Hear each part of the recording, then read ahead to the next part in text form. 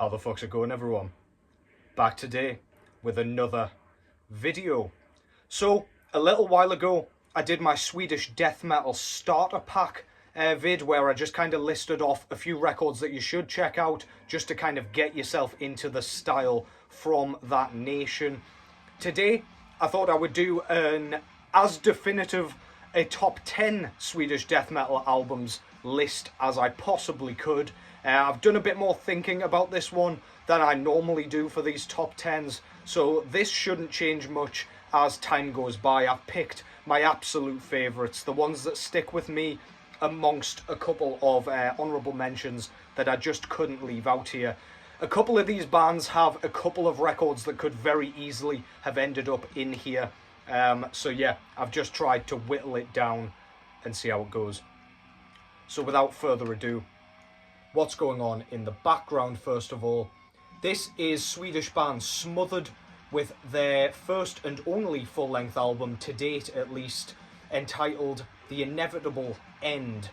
This came out in 2013 originally, I believe. I think Ed, Infidel Amsterdam, showed this in one of his earlier videos. And yeah, it just forced me to go and check it out. I bought the CD very soon after. This is fist-pumping Swedish death metal in the vein of Entombed, bands like that, where there's not quite so much melody in there. It's mainly relying on that HM2 buzzsaw and guitar tone all the way through. Lovecraft inspired as well, which is always great. Love that theme for kind of lyrical themes and things like that.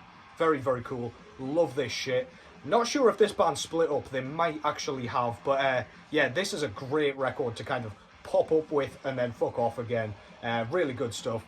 Smothered, The Inevitable End. And let's kick off with the honourable mentions first of all. So of these I have three. I've tried to kind of keep it as slim as possible. But yeah, first one I wanted to show is this one from 1992 entitled Seeming Salvation. So this is a band called Epitaph, if you're not familiar.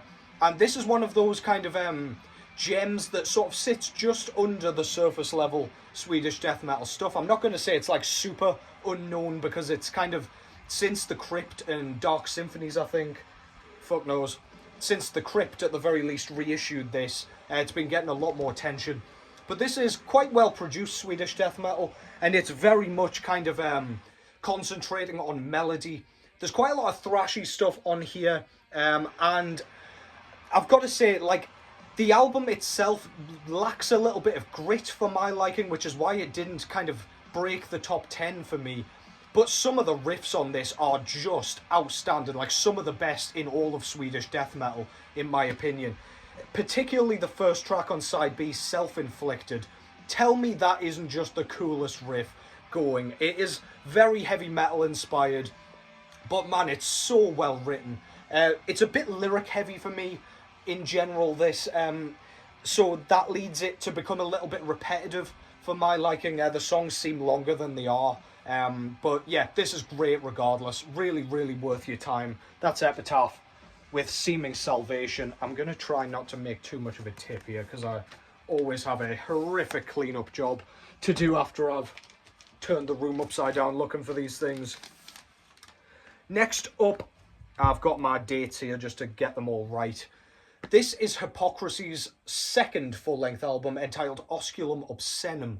So this came out in 1993 originally, and I was umming and ahhing with which one to include in the top 10. Spoiler alert, I'm not going to tell you which one it is. I could go totally rogue. But yeah, this album is absolutely fantastic. I'm not going to say too much about it just so I don't kind of spoil my sort of description of another album that I'm going to show. But this is super dense, super chunky death metal. One of the reasons this didn't end up in my top 10 is there's a very strangely placed Venom black metal cover on side A, which is totally bizarre. I don't know if it was there kind of on the original or if they kind of added it there for reissues or whatever, but a little bit strange. It's a very good cover. I just think, like, put it at the end as a bonus track or something, not, like, bang in the middle of the record. But regardless, this thing's very good. Reminds me more of that US style rather than kind of straightforward Swedish death metal. But yeah, really fucking good, man. Go and check that out if you haven't. Hypocrisy with Osculum Obscenum. And final one of my honourable mentions, I've gone with the latest album that will appear in this video, if I've gotten that right off the top of my dome. This is Death Breath, with their debut full-length album entitled Stinking Up the Night. This came out in 2006 originally, and this is Nicky Anderson out of Entombed, his kind of side project, I guess. They are still going to this day. They brought out a 10-inch record or 7-inch record not too long ago. So yeah, still an active band. This kind of falls into the almost death and roll category. It is so catchy, so well written, so kind of brilliantly like in your face, but in a way that's like really theatrical and a little bit silly at times. It's almost tongue-in-cheek, as you will tell by some of the titles here. So the first track, Death Breath, is awesome. Chopping Spree, though, has to be my favourite on here. But each track has kind of a chorus almost. It's almost sing-alongable. Sing-alongable, we're using it. Tracks like Heading for Decapitation and Dragged Through the Mud and Coffins of the Unembalmed Dead, they have such catchy choruses that are just, it's impossible not to kind of almost laugh at some of the lyrics here. Flabby Little Things from Beyond has to be my favourite track title on here. That is ridiculous, and it kind of tells you what you're in for here. It's a treat, it's so much fun, it very nearly made it into this list. But yeah, it's going to have to settle for an honourable mention, but I just could not leave it out here. I just smile even talking about the goddamn thing, it's so much fun. If you're not familiar with that, please do go and check it out. And at number 10, kicking things off, I did have this much higher earlier, but then kind of other things pushed it out. This from 1992 is Seance with For Never Laid to Rest. So this one, I think it's Roger's favourite Swedish death metal album, and I do believe Mark G with a C loves this one as well. And for very good reason, by the way. This shit is absolutely killer. Again, it's Swedish death metal, but it does not have that kind of signature sound, I guess. It does have a lot of US influence on this one. The vocals a little bit remind me of Glenn Benton when he's not kind of doing the pitch shift and stuff, nor the sort of harmonizations, used very loosely there. In that they're just kind of gruff and monotonous, but they've got such charm to them. The riffing is fantastic, it's in your face, it's not too melodic, it's that kind of bludgeoning sound that will just kind of leave you bloodied, beaten and disgusting on the floor, looking like a goddamn bowl of salsa. Songwriting is outstanding here, which is what got it here. Like, the sound in general is not that unique, but the songwriting is just what pushes it head and shoulders above lots of other bands from this sort of time period from Sweden. That's Seance with For Never Laid to Rest. I do apologise. It's late, man. Next up, I've gone with something slightly different. I believe this came out in 1994. I finally found the date that I was looking for there, just to get them right. This is Gormant with The Ending Quest. So, this is Swedish death metal again, obviously, but I say that in the sense that it's buzzsawing. You can hear that sound, like the traditional sound, the kind of trademark sound from Stockholm around the early 90s, and indeed nowadays, as you can hear, with Smothered here. But this has a real gothic edge to it. It's almost got like an early Peaceville sound to it at times. It's got like gloom and misery and atmosphere. It's melancholic and like dismal at times, but we've still got that like the grit. The grit is absolutely what you need with albums like this, in my opinion. You cannot go too kind of crisp with it, otherwise the guitar tone seems redundant. It almost seems like a bit of a parody. This one just mixes a bunch of different styles together beautifully, and I think it comes across just really nice. There's a bunch of synths on this as well, which kind of adds to that kind of charm. It's almost got like a funerary sound, which I really love. I mean, you can kind of get the gothic sort of vibe from the band photo alone, with his long trench coat thing on, looking very forlorn in the middle of a fucking field, as you do. Yeah, really, really good stuff. Anyway, some of the most memorable shit to come out of Sweden, in my opinion. That's Gormand with the Ending Quest. I always feel like that should be the Unending Quest, but alas, I'm a dumbass. Next up, I've got one that kind of falls into a similar sort of realm to the Gormand one. I've not long gotten this in. I've had the CD for ages, but Hammerheart just did a lovely job of this reissue. This is God Macabre with their only full-length album entitled The Winter Long. When the fuck did this come out? I need to double check. 1993. A lot of these did come out like between 92 and 94 sort of thing. But yeah, this is, I'd say it's more on the kind of gruff and heavy side without the kind of atmosphere, but it definitely has that edge of like sadness about it, as you can kind of glean from the album cover. There are some absolutely marauding drums on this though, and I love the vocals. Again, songwriting wise, this is what pushes the album up for me. It's just kind of raised to like new heights with their songwriting. It's so well written, so memorable, really fucking underrated as well, if I do kind of say so myself. It is extremely good. And again, if you like the sort of Peaceville sound, I guess, but in terms of just adding that little bit of extra emotion, then you will really dig this one. But yeah, don't get me wrong, the buzzsaw is there, and it is the law. It will fucking cleave your head off your shoulders. Absolutely stellar shit, man. Fantastic. Not spoken about enough for me. Hopefully that reissue will get it a bit more attention for the future. But yeah, regardless, I've forgotten what number I'm on. Anyway, next up, I've gone with this one. This almost didn't make it on for a very specific reason. This is Unleashed with Where No Life Dwells, of course, from 1991. Remembered that one. This is their debut album, and absolutely my favourite of theirs. And didn't really bother too much with the rest of their catalogue for some reason. I have liked bits and bobs of it, but I should return to it, really.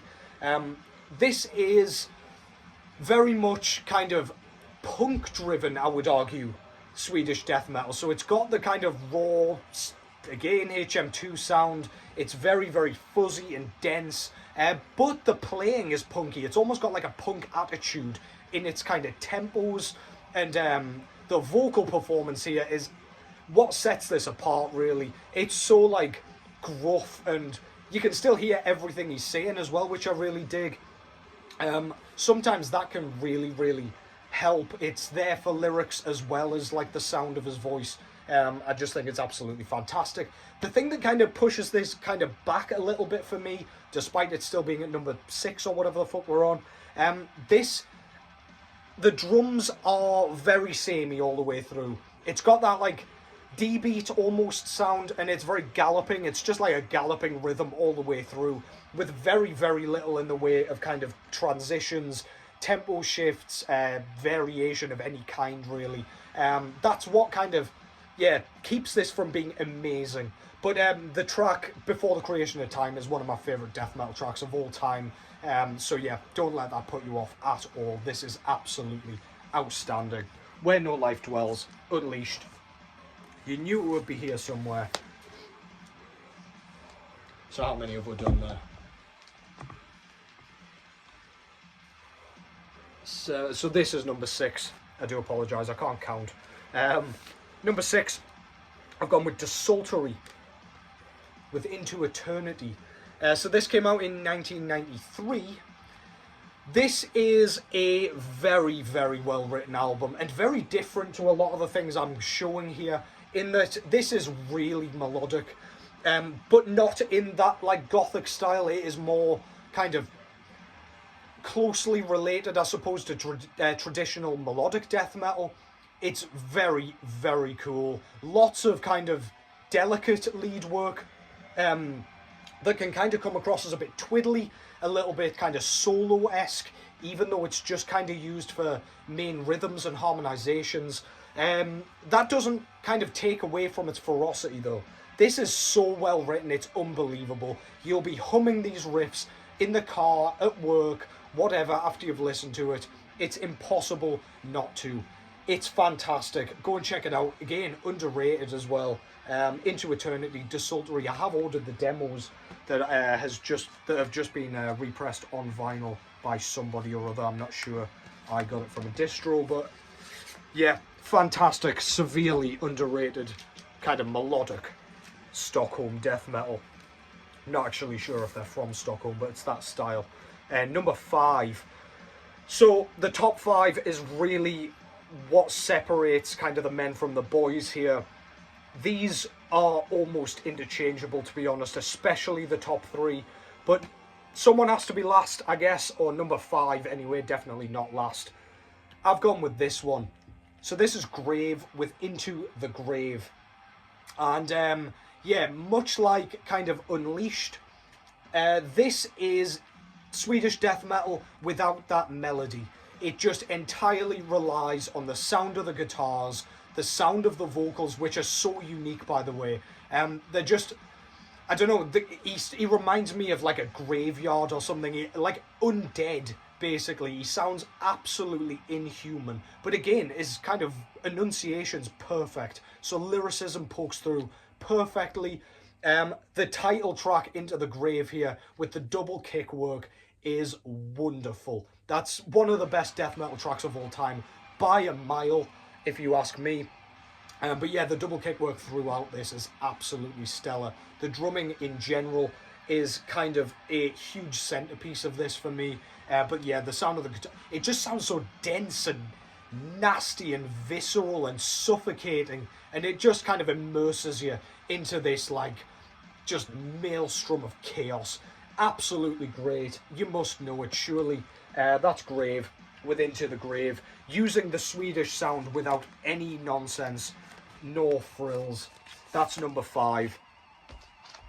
Number 4.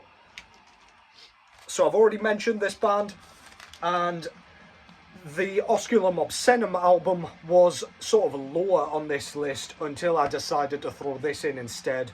And boy, oh boy, I flip between which one is my favourite all the time. But for a definitive list, I decided that this one was my favourite. This one was the best. This is the one I can enjoy on any given day, regardless of mood. This is Hypocrisy's Penetralia. This came out in 1992 off the Top of the Dome. And this is, again, an outstandingly well-written album. Lots of thrash influence on this one. In fact, which track is it? I think it might be Burn by the Cross. It almost sounds like Rain and Blood by Slayer, like at the very beginning. It's like the down picking. Sounds insane. We've got a really cool track, Penetralia, the final track, the title track as well. Really well written. Drumming's outstanding. But again, just drenched in thrash metal, despite the Swedish buzzsaw sound. But I do like that sound when it's sort of, it's not by the absolute standard formula. It's not just by the book. There are influences that go into this that you can kind of pick out that aren't necessarily conventional for the style. Vocals are amazing, absolutely, completely unique. Sounds like nobody else. The guitar solos here and the lead work in general is stunning, and are stunning, I should say, if I could speak English properly, which I can't, to be fair, so it's all good. This is just great. It's so well written, and just the sound in general is just one to behold. An absolutely amazing album at number 4, Hypocrisy, Penetralia. And down to the final 3. These 3 literally are interchangeable. Ask me tomorrow, might be different, but as long as they're all in the top 3, I'm quite happy with this ordering for my definitive top 10. Number 3 from 1990, I've gone with Carnage with Dark Recollections. So this one, it was a one and done before they became Dismember, and this has one of the most punishing almost kind of vibrating sounds that I've ever heard on a record. We talk about like Asphyx a lot here, the guitar tone, Electric Wizard, Mortician. This is another one where you could completely justifiably put the guitar tone into some of the heaviest sound ever put to record. It's so intense. It's like an absolute whirlwind of Armageddon. The opening track, Torn Apart, is just, it's seething. It's brilliant. The D-beat drumming's outstanding. The transitions throughout, like from mid-paced to like the fast, upbeat, catchy stuff. It's punky. It's raw. The vocals are awesome. All the way through this thing, we've got amazing solo after amazing solo that kind of, they don't contradict the riffs, if that makes sense. Like they're actual centerpieces, not just space fillers. They're not just used as plugs. They are absolutely just melodic masterpieces all the way through this thing. I could rave about this until the cows come home, but this has to be on anybody's top 10 Swedish death metal albums. It just simply does. Carnage, Dark Recollections, just a superb record. I've managed to not make a shit tip out of my room, which is outstanding work. Again, if I do say so myself. Number 2, toss up between these two, of course. You probably know which albums are coming, but the ordering perhaps not. Also from 1990, I've gone with this one. Again, you can't have a Swedish death metal list without this one. Entombed, Left Hand Path. Don't need me to say too much about this.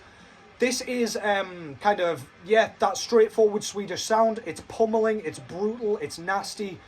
But there are bits of melody here. So this is like the perfect balance between, I guess, that desultory sound and the, the Entombed sound, I suppose. Not too much melody. They use it very sparingly, which I think works perfectly. They've struck the perfect balance. Can't name too many albums from around this time that does this quite so well. As you can see, this is number 2, so doesn't get much better. The opening track, Left Hand Path, with the kind of Phantasm theme tune, which they use and take and incorporate into a solo section, is just absolute genius. It's similar to kind of Possessed The Exorcist in that regard, in that it's just so creative and so outside the box. But yeah, we've got some amazing tracks on here. Again, that sound of the guitar, man. It's just a perfectly produced, just brilliant record. Bitter Loss, Revel in Flesh, Supposed to Rot. Again, title track, Drowned. Masterpiece, man. It just is. LG Petrov's vocals sound like nobody else. Rest in peace. A stunning record. Number 2, Entombed, Left Hand Path. And that only leaves one record that it could be, right? I've mentioned Carnage, and I've mentioned this band as a result. Number 1, Dismember, Like an Ever-Flowing Stream. This has everything that I want in a Swedish death metal album. It's got melody. If you just look at that opening track, Override of the Overture, you get a bit of everything. One of the best tracks of all time. Again, just the songwriting's mind-blowing. We've got solos for days on this thing, especially on side B. I just think they ramp up the leads on side B to the extreme, and I love it. It's almost like 2 different sections. I believe it's the track Sickening Art that has my favourite solo on here, which is the second track on side B over here. The vocals are great, quite kind of yelled. They're not like traditionally, goddamn fucking camera died. As I was saying, they're not traditionally kind of growled and low and deep and bellowed. They are kind of yelled in a punky style. It's almost got a crust punky edge to it, which I really, really love. And yeah, it's a masterpiece. It's a 10 out of 10 every day of the fucking goddamn week. Absolutely love this shit. That's Dismember with Like an Ever-Flowing Stream. And that concludes that. Let me know what you guys think in the comments below. Hope you enjoyed that. Take care as always, and I will catch yous in the next one.